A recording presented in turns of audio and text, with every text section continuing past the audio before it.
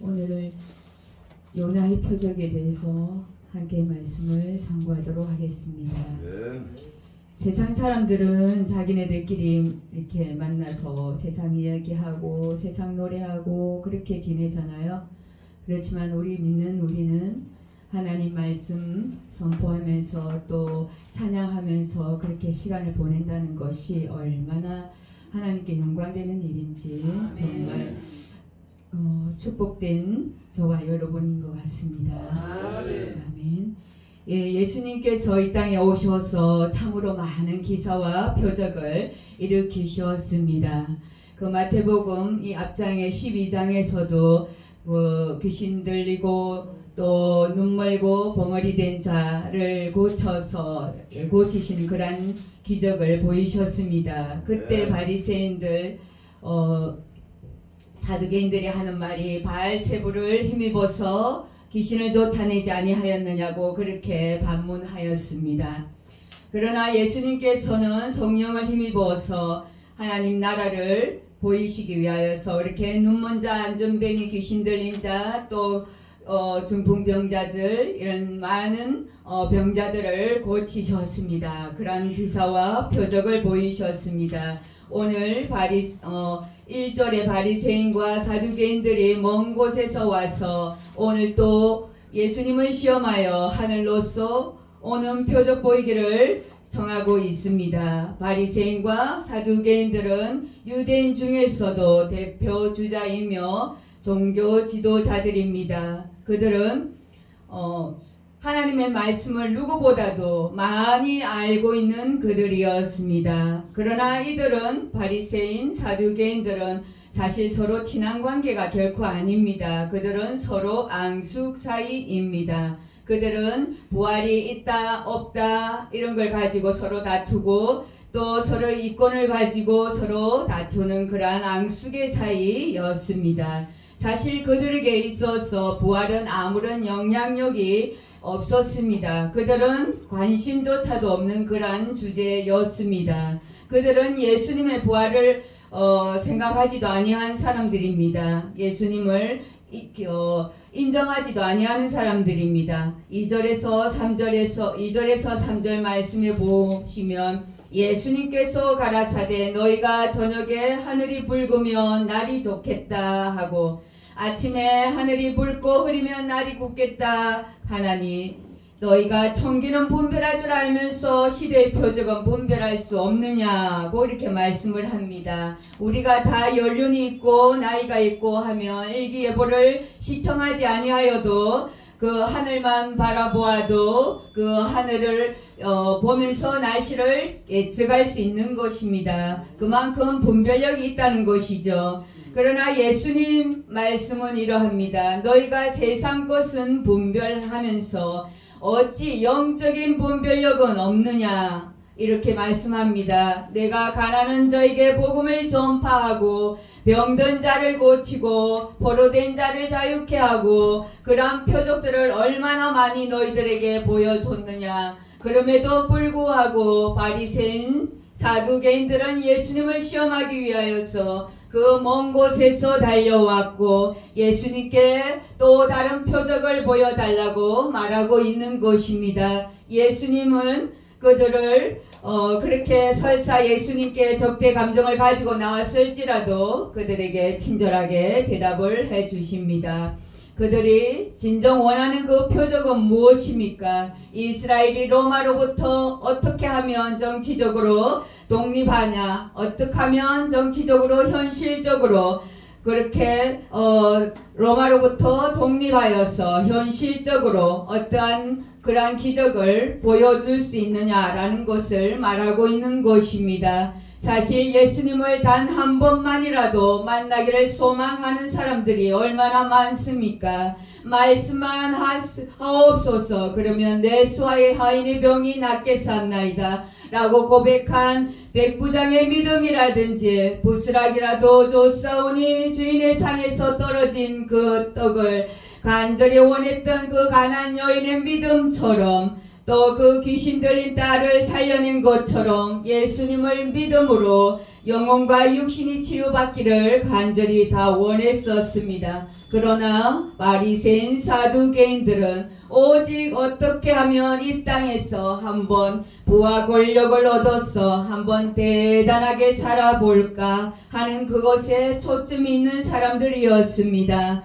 예수님과는 전혀 방향이 달랐습니다. 그들의 표적은 현실적인 메시아를 갈망하고 있는 것입니다. 4절에 악하고 음란한 세대가 표적을 구하나 예수님께서 그들을 향해서 악하고 음란한 세대라고 말씀하고 계십니다. 예수님은 어떻게 하든지 우리에게 영원한 생명을 주시려고 영원한 천국을 우리에게 주시려고 말씀하고 있는데 그들은 여전히 육적인 생각에 사로잡혀 있는 것입니다. 바리새인과 사두개인 그들의 말씀을 모르는 자가 결코 아님에도 불구하고 예수님의 말씀과 전혀 다른 그러한 표적을 구하고 있습니다. 종교 지도자들이라고 하는 자들이 예수님의 말씀과 전혀 다른 목적과 방향의 기적을 구하고 있는 것입니다. 오늘 요나의 표적은 무엇입니까? 요나 선지자가 하나님의 말씀을 듣고도 불순종하여 니느웨로 가지 아니하고 다시스로 갔던 것입니다. 그리하여 결국은 풍랑에 그 배는 뒤집히고 결국 요나는 바닷속 물고기의 밥이 되고 만 것입니다. 그러나 하나님의 은혜로 그 물고기가 사흘 만에 토해내어지게 되는 것입니다. 인자도 역시 사흘 밤낮을 그 무덤 속에 계신 것입니다. 결국은 그가 다시 살아나서 하나님의 복음을 전파하게 되는 것이죠. 죽었다가 다시 살아난 요나의 그 말씀, 그 복음을 전해들은 니느웨가 왕으로부터 짐승까지 모두가 금식하고 회개에 이르게 되는 것입니다. 하나님의 말씀을 듣고 수없는 말씀을 듣고 또 설교를 듣고 깨달아 알고도 여전히 하나님의 말씀은 말씀이고 내 삶은 내 삶이고 그러한 육적인 삶을 살아간다는 것은 곧 악하고 음란하다라는 것입니다. 우리의 세대가 지금의 세대가 이 세대가 아닌가 한번 돌아볼 때인 것입니다. 상어의 입으로 들어간다는 것은 곧 죽음을 의미하는 것입니다. 그럼 그가 사흘 만에 다시 살아난다는 것은 기적인 것입니다. 이 기적 가운데서 살아난 요나의 말을 들은 그들은 요나의 말을 듣지 않을 수가 없는 것이죠. 고린도전서 15장 53절 54절에 이렇게 말씀합니다. 이 썩을 것이 불갑을 썩지 아니할 것을 입겠고 이 죽을 것이 죽지 아니함을 입으리로다. 이 썩을 것이 썩지 아니함을 입고 이 죽을 것이 죽지 아니함을 입을 때에는 사망이 이김에 삼킴바 되리라고 기록한 말씀이 응하리라. 이 썩을 것은 우리입니다. 예수 믿은 우리가 썩지 아니할 것을 입을 것입니다. 데살로니가전서 4장 16절 17절 말씀입니다. 주께서 호령과 천사장의 소리와 하나님의 나팔로 친히 하늘로 쫓아 강림하시리니 그리스도 안에서 죽은 자들이 먼저 일어나고 그 후에 우리 살아남은 자도 저희와 함께 구름 속으로 끌어올려 공중에서 주를 영접하게 하시리니 그리하여 우리가 항상 주와 함께 있으리라. 이 말씀을 듣는 자는 복이 있을 것입니다. 아마도 믿는 자에게는 명확하게 들릴 것이지만 불신하는 자들에게는 단순한 우레와 같은 소리로만 들릴 것입니다. 다메섹 도상에서 사도 바울이 주님의 그 음성을 듣고 주님을 만났지만 그 주변 사람들은 우레와 같은 소리만 들었을 뿐이라고 성경은 기록하고 있습니다. 요한복음 5장 25절 하나님의 아들의 음성을 들을 때가 오나니 곧 이때라. 듣는 자는 살아나리라. 성도의 부활 사건은 반드시 예수님께서 공중 강림하실 때에 일어납니다. 믿고 죽은 의인은 예수님 재림하실 때에 주의 음성을 듣고 생명의 부활로 나올 것이며, 믿지 않고 죽은 악인은 백보자 심판의 그날에 심판의 부활로 나오게 됩니다. 무덤에서 부활하여 일어난 과거에 죽었던 성도들과 몸이 변화되어 부활체가 된 현재 살아있던 성도들이 함께 공중의 들림을 받고 하늘 위에서 주와 함께 극적인 상봉을 하는 놀라운 일이 일어나는 것입니다. 하늘에서 천국 혼인잔치가 벌어지고 땅에서는 7년 대환란의 심판의 날이 일어날 것입니다. 이 일이 바로 예수님의 공중재림시 일어나는 일입니다. 예수님께서 이 땅에 오신 이유는 사망의 이김을 삼킨 바 되리라. 이 말씀이 응하기 위하여서 오신 것입니다. 예수님께서 스스로 사망에 들어가서 사망을 초토화시키고 그 사망의 권세를 꺾고 사흘 만에 부활하여 사망의 권세를 이기는 것이 내가 온 목적이다 라고 말씀하십니다. 예수님께서 오신 궁극적인 이유는 로마를 총칼로 무찔러 싸워서 이겨 내는 그런 표적이 아니고 오히려 그들의 총칼에 죽을 사망의 두려움을 이기기 위해서 오신 것입니다. 우리가 죽음의 공포를 이기지 못한다면 우리 살아가는 동안 사망의 권세 아래 눌려 살아갈 것입니다.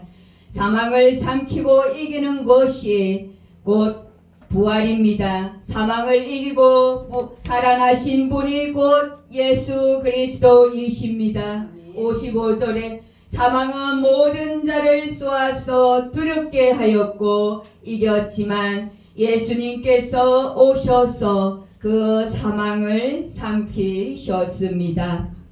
57절 사망의 권세 앞에 두렵지 않을 자가 없습니다. 우리 모두는 죄인이고 또 사망 앞에 두려운 자들입니다. 그러나 예수님께서 죽음을 삼키셨고 이기셨기에 우리에게 이 사망의 권세를 이기는 권세를 주신 것입니다. 부활의 믿음을 가진 우리도 이 사망의 권세를 이기는 것입니다. 아멘. 결론입니다. 사망 뒤에 영원한 생명이 있기에 우리가 죽으면 영원한 생명을 얻고 영원한 천국에 거하게 됩니다. 사망은 아무런 권세가 없습니다.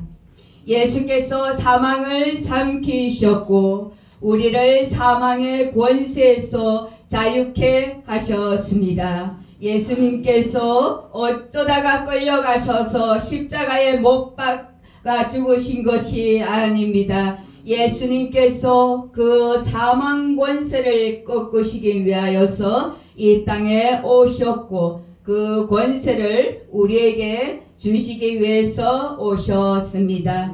우리에게 영원한 생명을 주시는 예수 그리스도이시며 그 사망의 권세를 꺾으신 능력의 예수님이십니다.